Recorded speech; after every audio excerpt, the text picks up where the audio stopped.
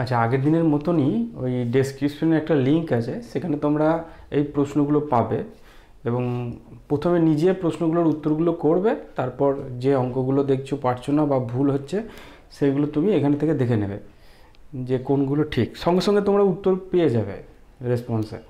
ঠিক আছে, তাহলে আমরা শুরু করি।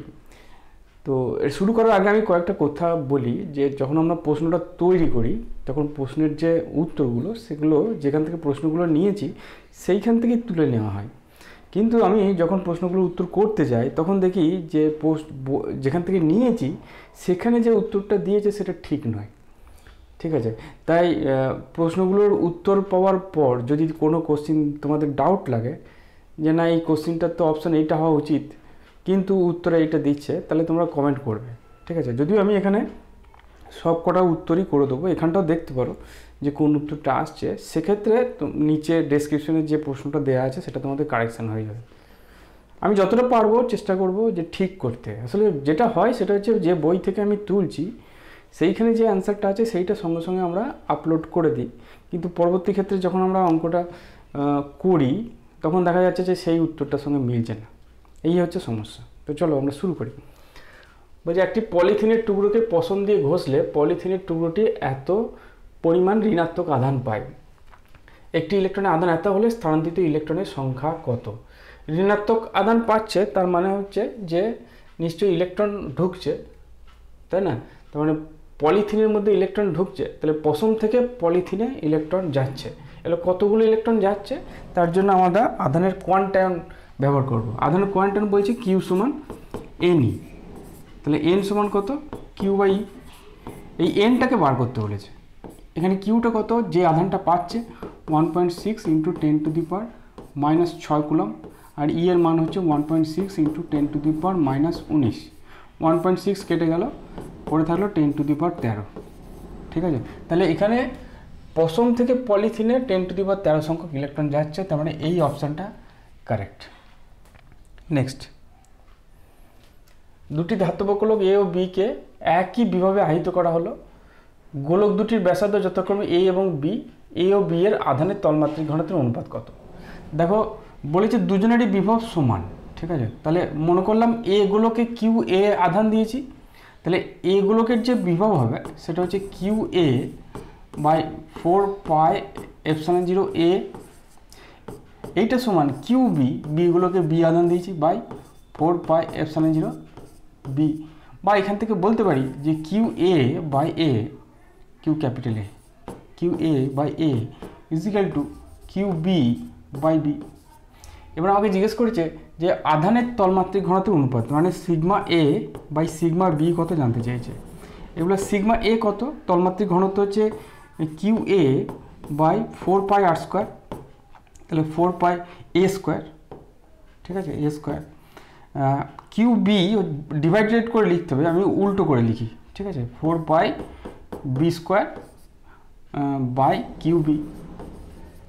ঠিক আছে, তাহলে 4π কেটে গেল, আমি এটাকে Q A by A, Q A by এটাকে আমি এটাকে লিখতে পারি Q B by B into A, একটাই থেকে গেল, ইন্টু এটা হচ্ছে b² by Q B. Q B কেটে গেল, একটা বি কেটে গেল, তাহলে পড়ে থাকলো বি বাই এ। তাহলে এইটা হচ্ছে উত্তর, সি এরটা হচ্ছে answer, B by A. Next দেখি চলো। একটি বর্গক্ষেত্রে প্রতিটি শীর্ষবিন্দুতে কিউ পরিমাণ আধান রাখা আছে। বর্গক্ষেত্রটির কর্ণদ্বয়ের ছেদবিন্দুতে এমন একটি আধান কিউ রাখা হলো যাতে সমস্তটি সমবস্থায় থাকে, তাহলে কিউ এর মান কত হচ্ছে? বলছি এরকম একটা বর্গক্ষেত্র আছে, এই বর্গক্ষেত্রের যে কর্ণটা ছেদবিন্দু সেইখানটাতে বড় হাতের কিউকে রাখা আছে এবং চারটে শীর্ষবিন্দুতে কিউ কিউ করে আধান রাখা আছে। ঠিক আছে, এবার বলছি এবারে সাম্যাবস্থায় আছে। তাই সাম্যাবস্থায় থাকা মানে হচ্ছে কি প্রত্যেকটা আধানের উপর ক্রিয়াশীল বলের মান 0। এই আধানটার উপর তো বল 0 হবেই, কারণ এ এইদিকে ঠেলছে, এ এদিকে ঠেলছে, এ এদিকে ঠেলছে, আর এ এদিকে ঠেলছে, চারটে বলের লোভ দিয়ে এখানে 0 হবে। ঠিক আছে, তাহলে আমি যে কোনো একটা আধান, এই আধানটার উপর ক্রিয়াশীল বলটাকে 0 করব। তাহলে এই আধানটার উপর এ বল প্রয়োগ করছে এইদিকে, এটাকে E1 বললাম, E1 না F1 বলি। ঠিক আছে, এটাকে আমি F1 বলি, এটাকে F1। এ ঠেলছে এইদিকে, সেটা হচ্ছে F2, এইকে ঠেলছে এইদিকে, ঠিক আছে। এই দুজনে আবার এইদিকে ঠেলছে, তাহলে এখানে দুটো বল আছে, একটা F3 আছে আর একটা F4 আছে, ঠিক আছে। এখন F1 আর F2 এর মান সমান, তাহলে F1 আর F2 এর মান কত? তাহলে F1 সমান F2, এই দুটোর মান কত? সেটা হচ্ছে Q square by 4πε0 a square, ঠিক আছে। এইটার মধ্যে কী আসিল বল? কিউ ইন্টু কিউ মানে Q square by 4πε0 a square. এখন F3 মান কত? F3 মান হচ্ছে কিউ স্কোয়ার বাই 4πε0 ইন্টু এই দুটোর মধ্যে ক্রিয়াশীল বল। এখন এই দূরত্বটা হবে √2a, এই দূরত্বটা হয় √2a। আমি এখানে বর্গক্ষেত্রটার বাহুর দৈর্ঘ্য a ধরেছি, ঠিক আছে। তাহলে এটা করলে হবে 2a স্কোয়ার। F4 এর মান কত হবে? F4 এর মান হচ্ছে এই দুটোর মধ্যে ক্রিয়াশীল বল, সেটা কত? Q into Q by 4πε0। এখন যে এই দূরত্বটা হবে সেটা হচ্ছে a বাই √2, তাহলে এখানে বসালে হবে a স্কোয়ার বাই 2, ঠিক আছে। তাহলে এই হচ্ছে চারটে বল। এবার এই যে তিনটে বল, এই তিনটে বলের ডিরেকশন ঠিকঠাক আছে, F1 F2 F3 ঠিকঠাক আছে, কিন্তু এই ফোর্সটা এইদিকে হবে না, এই ফোর্সটাকে এইদিকে হতে হবে, তাহলে চারটে ফোর্সকে ব্যালেন্স করতে পারবে না। যাই হোক, আমি এই চারটে ফোর্সকে ব্যালেন্স করে 0 পুট করি। প্রথমে এই দুটোর যে লব্ধি, এই যে F1 আর F2 এর যে লব্ধি, সেটাকে বললাম F5। তাহলে F5 কত হবে? √F1 square plus F2 square হবে, যেহেতু ওরা 90 ডিগ্রি কোণ করে আছে। তাহলে এটা করলে √2F1 হবে। F1 এর মানটা যদি বসিয়ে দিই, তাহলে √2 Q square by 4πε0 a square, ঠিক আছে। ওটা জড়িয়ে গেল, যা বুঝতে পারবে। এইবার এখন তিনটে বল আছে, এই বলটা, এই বলটা, এই বলটা, তিনজনেই একই দিকে থাকবে, কারণ F1 আর F2 এর লব্ধি এই দিকেই হবে। তাহলে এই তিনটে বলকে যোগ করলে নিশ্চয়ই 0 হবে, কারণ সাম্য অবস্থায় আছে। তাহলে তিনটে বলকে যোগ করি, একটা পেয়েছি √2 Q square by 4πε0 a square plus F3 বলটা হচ্ছে কিউ স্কোয়ার বাই 4π, 8π করে দিই একবারে, Q3টা হচ্ছে 8πε0 a স্কোয়ার প্লাস F4 যেটা আছে সেটা হচ্ছে কিউ বাই 2πε0 a স্কোয়ার, এইটা ইকুয়াল টু 0। আমাকে জানতে চেয়েছে এই কিউটার মান, ঠিক আছে। তো আমি কি করব, এই Q divide by 2πε0 a square, এইটার সময় লিখব, এই দুটোকে ওদিকে নিয়ে যাব, এবং ওদিকে নিয়ে যাওয়ার জন্য সময় আমি কমন নেব Q square minus Q square by 4πε0 a স্কোয়ারটা কমন নেব। এই দুটো থেকে কমন নিয়েছি, তাহলে প্রথমটাতে পড়ে আছে √2 আর দ্বিতীয়টা থেকে পড়ে আছে 1/2, ঠিক আছে। এবারে কাটবো, কি কাটবো? 2πε0 a স্কোয়ার কেটে দিলাম, তাহলে নিচে একটা 2 থাকলো, আর এইখানে একটা কিউ কেটে যাবে, তাহলে কিউ সমান কত হলো? -½ মাইনাস কিউ আছে, ঠিক আছে। তাহলে -q/2 √2 প্লাস ½ তাহলে এইটাই হচ্ছে বড় হাতের কিউটার মান। এটা কি আছে তোমরা কি এখানে দেখতে পাচ্ছ? হয় এ হবে নয় ডি হবে। তাহলে যদি এর মতো নিয়ে আসি, q/4 নিয়ে আসি, তাহলে -q/4, তাহলে প্রথম টার্মটা হবে 2√2 আর তারপরটা হবে 1, তো মিলে যাচ্ছে 1 + 2√2 1 + 2√2 -q/4, অর্থাৎ এর অপশানটা হচ্ছে কারেক্ট, ঠিক আছে। চলো নেক্সট। 1 মাইক্রোকুলম এবং -1 মাইক্রোকুলম আধান দুটিকে 5 সেন্টিমিটার ব্যবধানে রেখে একটা তড়িৎ দ্বিমেরু তৈরি করা হয়েছে, ঠিক আছে। এই দ্বিমেরুটিকে 3 × 10⁵ নিউটন পার কুলম প্রাবল্য তড়িৎ ক্ষেত্রে লম্বভাবে স্থাপন করতে কত টর্কের প্রয়োজন, ঠিক আছে। তো টর্কের মান আমরা জানি, টর্কের মান হচ্ছে QE PE sin θ, তাই না? PE sin θ, এটা হচ্ছে টর্কের মান। তাহলে পি মানে কি, পি হচ্ছে কিউ ইন্টু এল, তাহলে কিউ এল ই সাইন থিটা। সব কটার মান দিয়ে দিয়েছে। কিউ হচ্ছে 1 মাইক্রোকুলম, তাহলে 1 ইন্টু 10⁻⁻6। এলটা হচ্ছে মাঝের ব্যবধান, সেটা হচ্ছে 5 সেন্টিমিটার, তাহলে 5 ইন্টু 10⁻2 মিটারে করলাম। ইটা কত দিয়েছে, 3 ইন্টু 10⁵, 3 ইন্টু 10⁵। আর সাইন 90 ডিগ্রি, সাইন 90 ডিগ্রি হচ্ছে 1, তাহলে এটা 1 হয়ে গেল। তাহলে এটা কত হলো, 15 ইন্টু 10⁻6, 7, 8 -3, ঠিক আছে, এত নিউটন ইন্টু মিটার। কোনটাতে আছে 15 ইন্টু 10⁻³ আছে আমার এইটাতে, বিএডটা, তাহলে বিএডটা হচ্ছে কারেক্ট অ্যান্সার। নেক্সট, একটি অঞ্চলে এত তড়িৎ ক্ষেত্র বিদ্যমান, ওয়াইজেড তলের সমান্তরাল রাখা 0.4 মিটার বাহু বিশিষ্ট একটি বর্গক্ষেত্রের সঙ্গে সংশ্লিষ্ট তড়িৎ ফ্লাক্স কত হবে? তো তড়িৎ ফ্লাক্স যেটা হয় সেটা হচ্ছে ই ডট এস, ঠিক আছে। তাহলে ইটা দিয়ে দিয়েছে 2i cap plus J cap, আর এসটা কত দিয়েছে, এসটা দেখো 0.4 মিটার বাহু, তাহলে ক্ষেত্রফলটার মান কত, 0.4 এর স্কোয়ার, তাহলে 0.16 হবে, 0.16। কিন্তু ক্ষেত্রফলটা ভেক্টর রাশি, তাহলে এটা ডিরেকশন কোন দিকে হবে, ওয়াইজেড তল মানে যেটা দেয়নি সেই দিক বরাবর, তাহলে এক্স দেয়নি, তাহলে আই ক্যাপ বরাবর, তাহলে এইটা হচ্ছে এস ভেক্টরের মান, তাহলে ডট আই ক্যাপ। এটা যদি করি তাহলে 2 ইন্টু 1.16 হবে, তার মানে 0.32 newton metre square coulomb inverse. আছে নিশ্চয়, আছে, আমার বি অপশানটা কারেক্ট। নেক্সট, 27টি আহিত সদৃশ্য ক্ষুদ্র তরলবিন্দু, প্রত্যেকটির বিভব 2 ভোল্ট। তরলবিন্দুগুলি যুক্ত হয়ে একটি বৃহৎ বিন্দুতে পরিণত হলে তার বিভব কত হবে? ঠিক আছে, তো প্রথমে 27টা সদৃশ্য ক্ষুদ্র তরলবিন্দু বিভব হচ্ছে 2 ভোল্ট, তার মানে Q/4πε0R সেইটা হচ্ছে 2 ভোল্ট দিয়ে দিয়েছে। এবার 27টা তরলবিন্দুর বিভব কত হবে, সেটা 27 কিউ হবে বাই 4πε0 বড় হাতের আর হবে, যেখানে বড় হাতের আরটা হচ্ছে ওই 27টা জলবিন্দু যুক্ত হয়ে যে বড় জলবিন্দু তৈরি হবে তার ব্যাসার্ধ, আর 27 কিউ হচ্ছে তার মোট আধান। এখন আমরা জানি যে 4/3 বড় জলবিন্দুটির যে আয়তন সেইটা সমান হচ্ছে 27টা ছোট জলবিন্দুর আয়তন,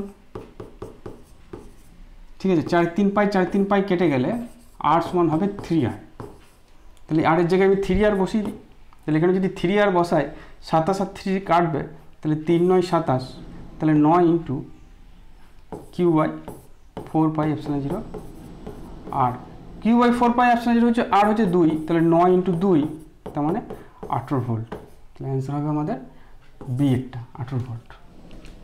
নেক্সট, একটি বিন্দুতে তড়িৎ বিভব হচ্ছে এত, ওই বিন্দুতে তড়িৎ প্রবল্য কত হবে?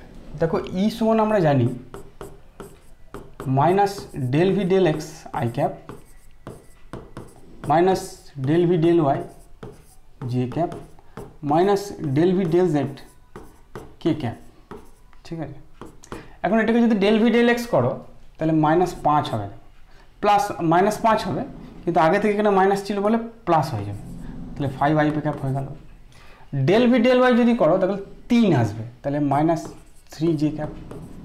আর del(v)del(z) যদি করো তাহলে √15 আসবে, তাহলে -√15 k ক্যাপ।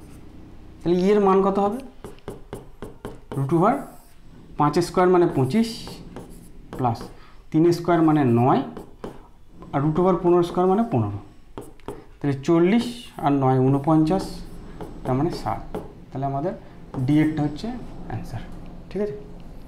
নেক্সট,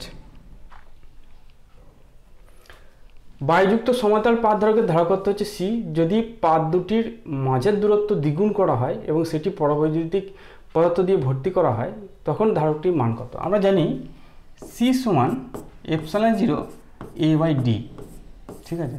এটা প্রথমে সি ড্যাশ কত হবে, সি ড্যাশ যেটা হবে সেটা হচ্ছে আগে একটা কে আসবে, অ্যাকচুয়ালি ফর্মুলা হচ্ছে সি সমান কে ε0 a/d, এটার ক্ষেত্রে কেটা 1 ছিল, আর এটার ক্ষেত্রে পরবর্তী ক্ষেত্রে কে এর মান হয়ে গেল 6, তাহলে 6 ε0 A by D by two, double করেছে নাকি, দূরত্ব দ্বিগুণ করা হলো, তাহলে 2d হয়ে গেল।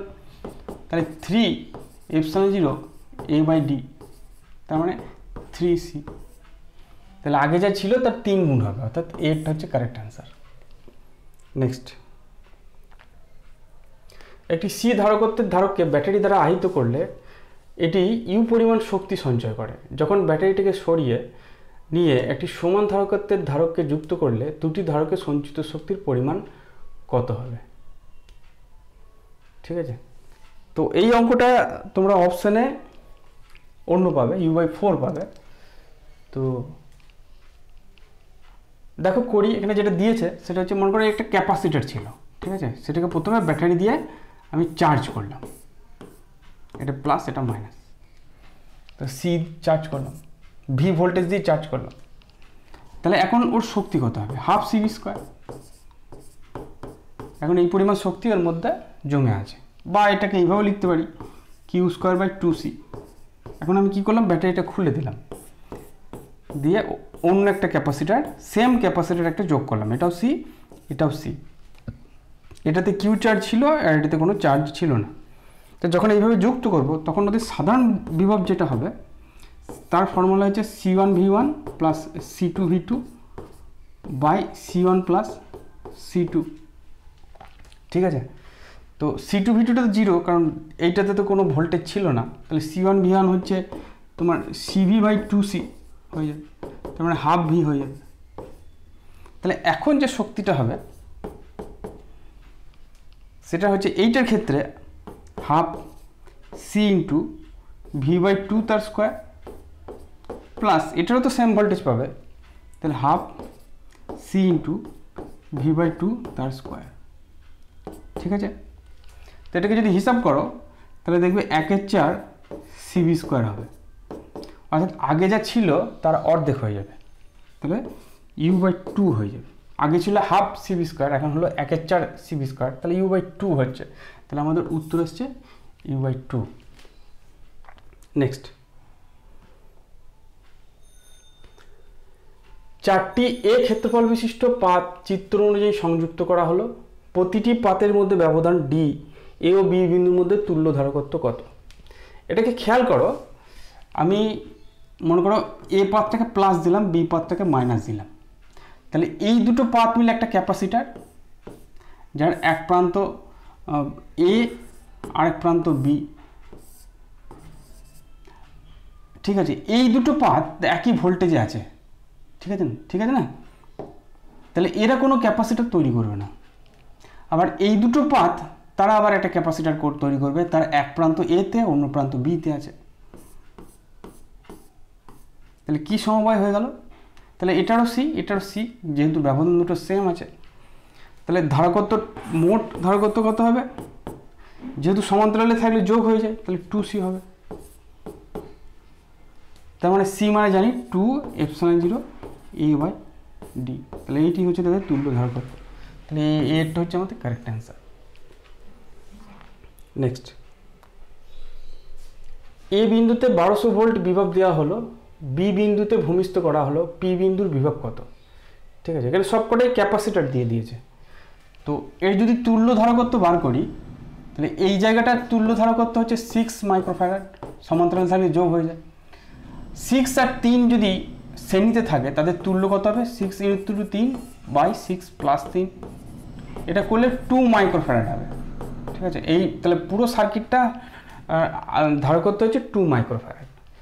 তাহলে আমাদের গোটা সার্কিটটা একটা ধারকে পরিণত হয়ে গেল, যার ধারকত্ব হচ্ছে 2 মাইক্রোফ্যারাড, এবং সেটাকে 1200 ভোল্ট দেওয়া হয়েছে, এই প্রান্তটা গ্রাউন্ড করা আছে। ঠিক আছে, তাহলে এই আধান কত পাবে? Q = CV ফর্মুলা, C হচ্ছে 2 মাইক্রোফ্যারাড, তাহলে 2 × 1200 মাইক্রোকুলম, তার মানে 2400 মাইক্রোকুলম। 2400 মাইক্রোকুলম যদি আধান পায়, মানে তুল্য আধান পায়, আমরা জানি যে এও 2400 পাবে, 3ও 2400 পাবে, বাদ বাকি এই দুটো মিলে 2400 পাবে। তাহলে 3 মাইক্রোফ্যারাডে ভোল্টেজ কত পাচ্ছি? তাহলে ভোল্টেজ অ্যাক্রস 3 মাইক্রোফ্যারাড কত হবে? সেটা যদি ভি বলি সেটা হচ্ছে V equal to Q by C. তাহলে ও তো 2400 মাইক্রোফ্যারাড পেয়েছে, মাইক্রোকুলম পেয়েছে, ঠিক আছে, আধানে মাইক্রোকুলম বাই সি হচ্ছে 3 মাইক্রোফ্যারাড, দুটোতেই মাইক্রো কেটে যাচ্ছে, তাহলে 800 ভোল্টেজ ওর মধ্যে যাবে। তাহলে ভি এ যদি 1200 হয়, 1200 ভোল্টেজ হয়, তাহলে ভি পি কত হবে? 1200 থেকে 800 কম, তার মানে 400 ভোল্ট হবে। তাহলে আমার উত্তর হবে সি এরটা, 400 ভোল্ট। নেক্সট, 1 কুলম্ব ও 7 কুলম্ব মানে দুটি আধান পরস্পর থেকে 0.5 মিটার দূরে আছে, এদের সংযোগকারী রেখার মধ্যবিন্দুতে তড়িৎ ক্ষেত্র প্রাবল্য কত? তার মানে এইখানে +1 কুলম্ব আছে আর এইখানে +7 কুলম্ব আছে, মাঝখানটাতে ইটা কত জানতে চাইছে, ঠিক আছে। তো এইটা হচ্ছে 0.25 মিটার আর এইটাও 0.25 মিটার। তাহলে এর জন্য তড়িৎ ক্ষেত্র প্রাবল্য এই দিকে হবে আর এর জন্য তড়িৎ ক্ষেত্র প্রাবল্য এই দিকে হবে। অবশ্যই E1টা বেশি হবে, তাহলে মোট যে তড়িৎ ক্ষেত্র প্রাবল্য যেটা হবে সেটা হচ্ছে E1 মাইনাস E2, ঠিক আছে। এবারে E1 এর মান কত? Q বাই 4πε0 r², এই হচ্ছে ফর্মুলা, ঠিক আছে। তাহলে Q হচ্ছে E1 হচ্ছে 7 এর জন্য, তাহলে 7 বাই 4πε0 এর জন্য হবে 9 × 10⁹ উপরে, বাই r² হচ্ছে 0.25 তার স্কোয়ার, মাইনাস এইটার জন্য কত হবে 1 × 9 × 10⁹ বাই 0.25 তার স্কোয়ার, ঠিক আছে। তো এইটা থেকে এটা যদি বিয়োগ দিই তাহলে হবে 6 × 7, আর এটা কমন নিয়ে দেখবে 9 × 10⁹ বাই 25/100। 25/100 মানে হচ্ছে 25/100 তার স্কোয়ার, তাই তো। 25/100 মানে হচ্ছে 1/4, তাই না, 1/4, 1/4 স্কোয়ার মানে 1/16, তাহলে এই দাগটা দেওয়ার দরকার নেই, × 16 হয়ে যাবে, ঠিক আছে।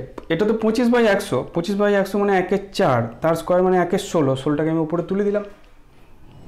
তো এটাকে যদি হিসাব করি কত হবে,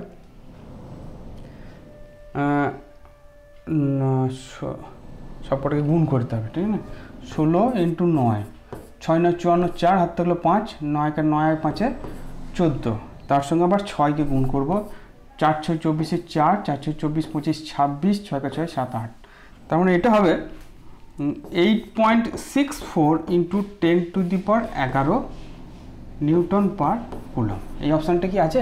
8.64, প্রথম অপশানটা আছে, এটা হচ্ছে কারেক্ট অ্যান্সার, ঠিক আছে। নেক্সট চলো, একটি তারের মধ্যে দিয়ে প্রবাহিত তড়িৎ প্রবাহমাত্রা I এত হলে t = 0 থেকে t = 2 সেকেন্ডে প্রবাহিত আধানের পরিমাণ কত? তো আমরা জানি যে I মানে হচ্ছে dq dt, ঠিক আছে। তাহলে q সমান কত হবে? ইন্টিগ্রেশন 0 থেকে 2 I dt, তার মানে 0 থেকে 2 I এর মানটা যদি বসাই 3t² + 2t + 5 তার dt, এটা তাহলে ইন্টিগ্রেশন করো, t² এর ইন্টিগ্রেশন করলে tq/3, তাহলে জাস্ট tq বসবে, t এর ইন্টিগ্রেশন করলে t²/2, তাহলে জাস্ট t² বসবে, আর এটা 5t। লিমিটটা দিই 0 থেকে 2, শুধু আপার লিমিটটা বসাবো, লোয়ার লিমিটে তো সব 0 হয়ে যাচ্ছে, তাহলে t এর জায়গায় 2 বসালে এটা 8 হবে, এটা 4 হবে, আর এটা 10 হবে, তাহলে 8 আর 4 12, 10 22, তাহলে 22 হচ্ছে অ্যান্সার। চলো নেক্সট অঙ্ক দেখি কি বলেছে। বলছে একটি তারের রোধের উষ্ণতা গুণাঙ্ক 0.00125 ডিগ্রি সেন্টিগ্রেড ইনভার্স, 300 কেলভিন উষ্ণতায় ওই রোধ 1 ওহম হলে কোন তাপমাত্রায় এই রোধ 2 ওহম হবে?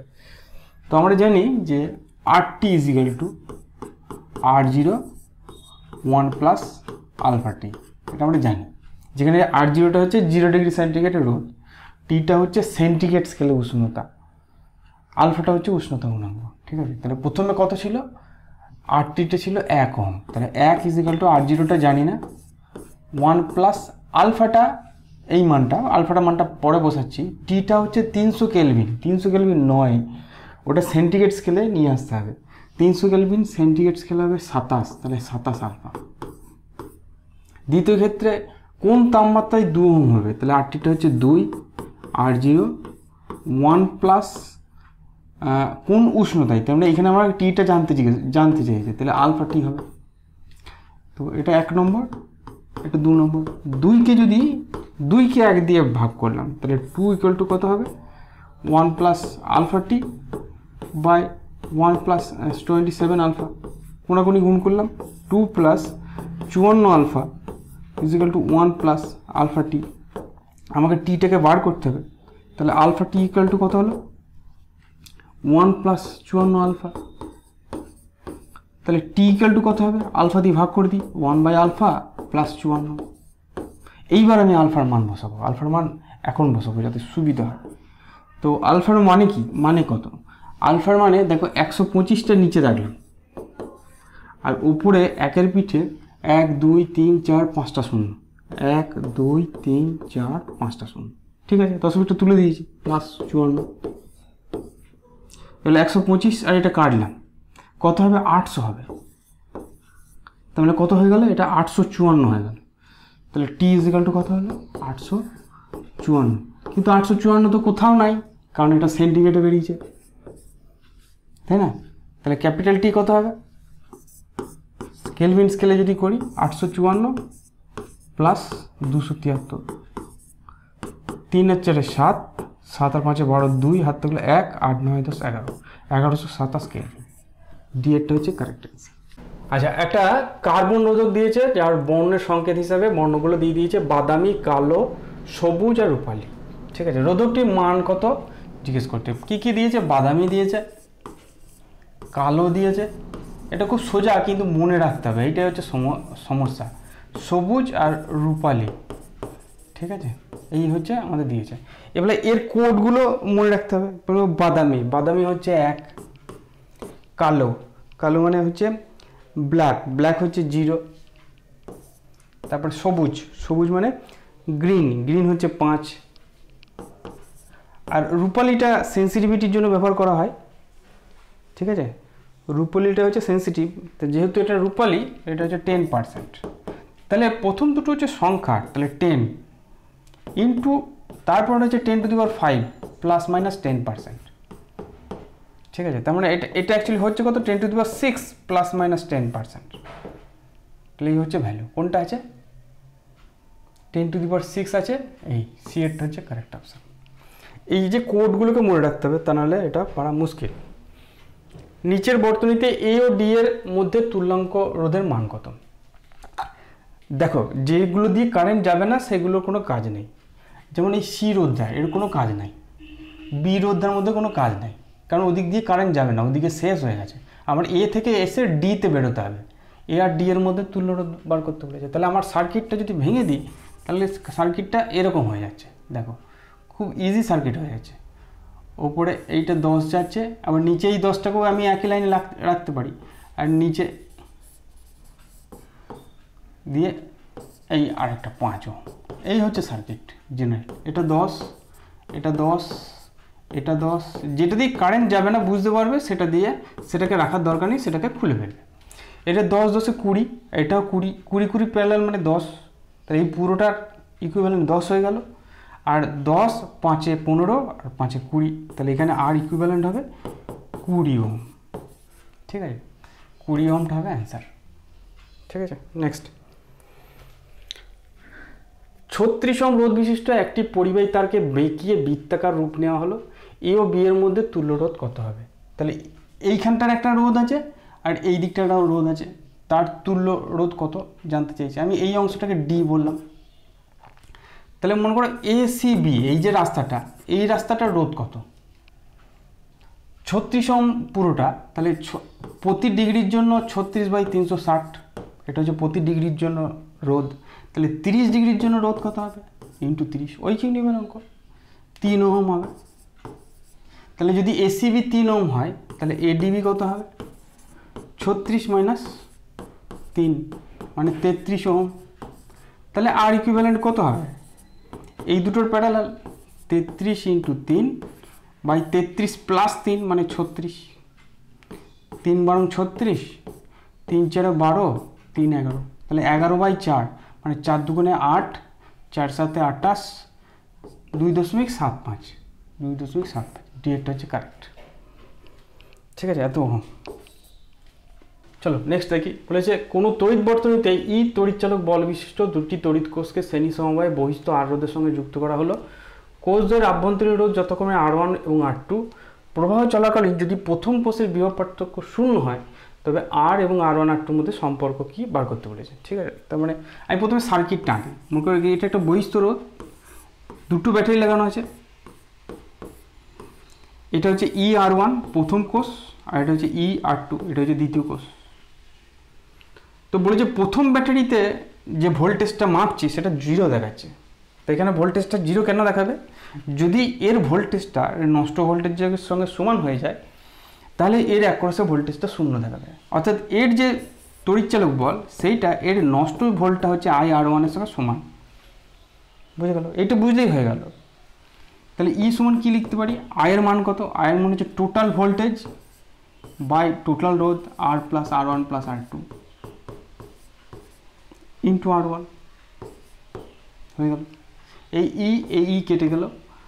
R plus R1 plus R2 equal to 2R1। এটাকে ওদিকে নিয়ে গেলাম, তাহলে R is equal two R1 minus R2। তাহলে এইটি হচ্ছে আমাদের উত্তর, অর্থাৎ বি এর অপশনটা হচ্ছে কারেক্ট।